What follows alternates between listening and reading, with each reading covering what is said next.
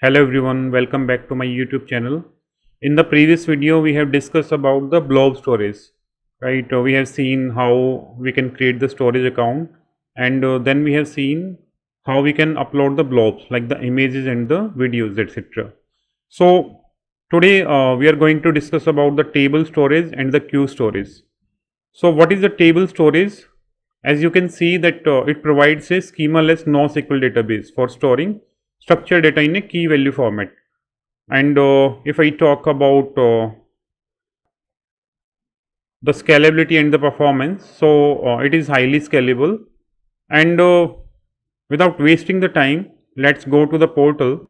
And in the portal, what we can do, so I have deleted the storage account which we were using previously because of the costing issues, and I would suggest you to, if you are done with the demos, then you can delete that resource. So this is a storage account, and I have to click on the create button.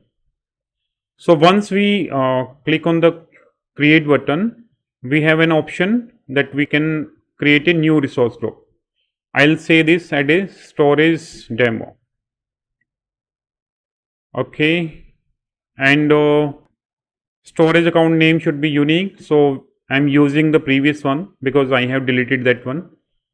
And the region would be Central India because it is nearest to me.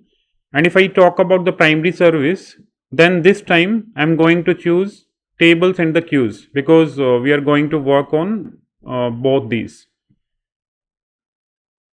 Let's click on the LRS because it's for the demo purpose, and click on the review plus create.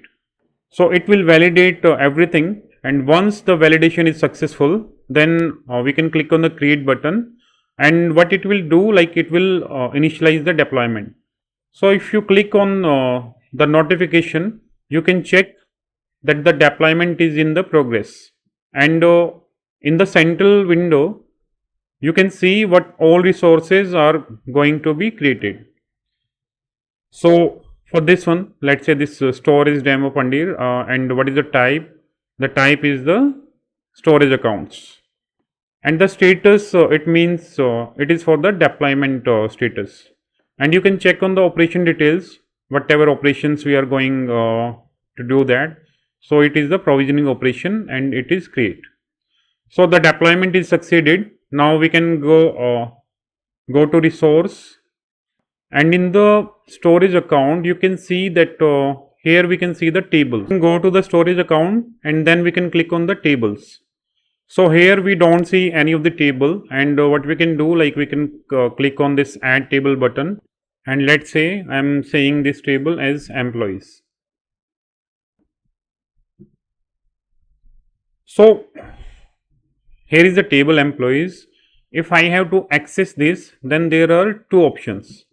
If I go to the overview section, then I have this open in Explorer. What it will do, like there is a tool, Azure Storage Explorer, and we can check like the blobs and the queues and the tables in that.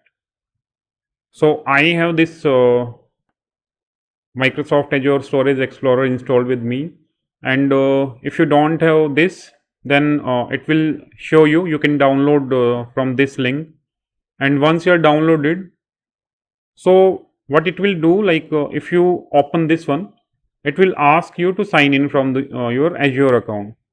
So here you can see that if I expand this, the storage account, so we have the storage account, storage demo Pandit, with what we have created.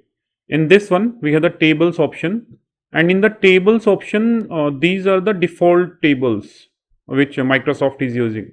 So I can right click on this one, I can create a table, or I can do one thing like this. I have created this employees, or what I can do, like I can go to the portal, and in the portal we have the storage browser. If you don't install this, then you can perform all the operations here as well. So you can click on the employees, and if I click on the employee, there is no item found, but you can see one thing, like there is partition key and this row key. So what are these, this partition key and the row key? So let me explain by one example. If I say that there is one employee table, right? So it can have department. Let's say there is one sales department. In the sales department, there is row key. So this sales is a partition for the table. It can have HR, it can have other departments, and this row key would be unique in this partition key. So you can think of this is a combined primary key, this sales and the one. And if I want, I can add more property. Let's say I want to add name. These are the types what we can use, like boolean, date, time, double. So for this time I'm keeping it as string, and I'm putting down my name here. So if I click on the insert, then I can show this, I can see this record. And okay, let's do one thing. Let's try to, in the sales one, I will try to enter this row key once again. So it will not permit. Okay, let's click on the insert. So what it is saying, fail to add entity, because for this sales one, this already exists. But if I write it as HR and I click on the insert, so it is added successfully. Why? Because the primary key is a combination of this partition key and the row key, right? So there are a few other operations. If I click on the edit, so you can see one more field there, timestamp. So timestamp is whenever we are creating this record, so it is putting down some date time. So I can delete this, I can edit this, right? I can make it test one and okay, and I can update this. What else I can do? I can delete this. This selected row will be deleted from this table.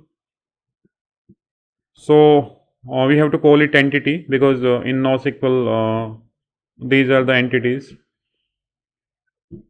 Okay, and so we can perform all of the operations in this storage explorer as well. Okay, let me refresh it, and then we can see the entities. I can add something. Let's say I want to add a one more record. This time I'm entering the sales, row key is 2, and the name is, let's say like Abhay. Insert it. So in the sales partition key, there are 2 row keys, and these are the names along with the timestamp. So what are the other operations?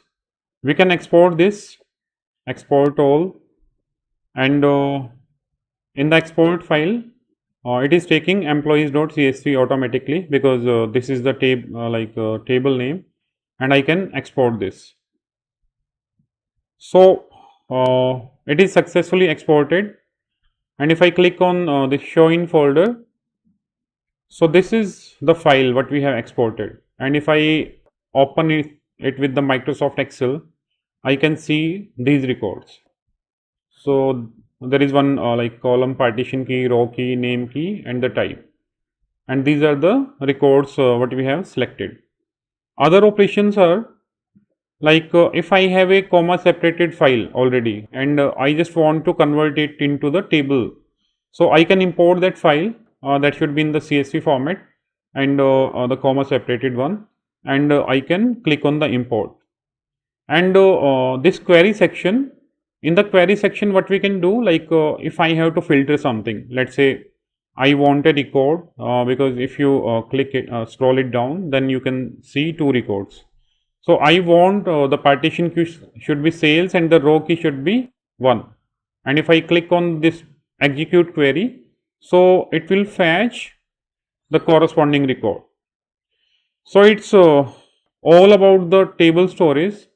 Let's jump to the queue storage. So basically what is the queue storage? In the queue storage we have the messages, right? So like what is the use case of it? For the async communication between the applications, we can have the message queues. If you recall from the previous video, I have provided you one scenario that for the microservice communication, if I talk about async communication in the microservices, then the message queues plays an important role. So let's jump to the portal, and in the portal you can see there is this queues option. So I will create this queue. Let's say this is queue demo. Sorry, it should be in the lowercase only. So that's why it is complaining. Click on the OK button, and here is the queue. So I can add a message here. So message should be a simple message. Let's say this is a text, and it would expire in 7 days. You can click on the message never expires, but I am keeping it as 7 days.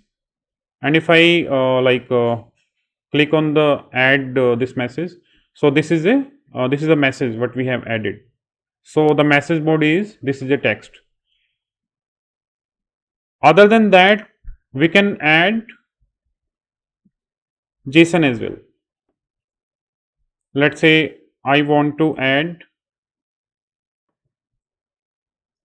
so name is the key and the value is, let's say, my name. Okay, so you can check that this is coming in the JSON format. We can dequeue the message. So if I dequeue the message, then it will remove the first element. Okay, and I can clear the queue. So this is everything about the table and the queues in the storage account, and I believe you are understanding a lot of concepts in the storage account. And if you like my videos, then please share and subscribe to my channel. And thanks everyone.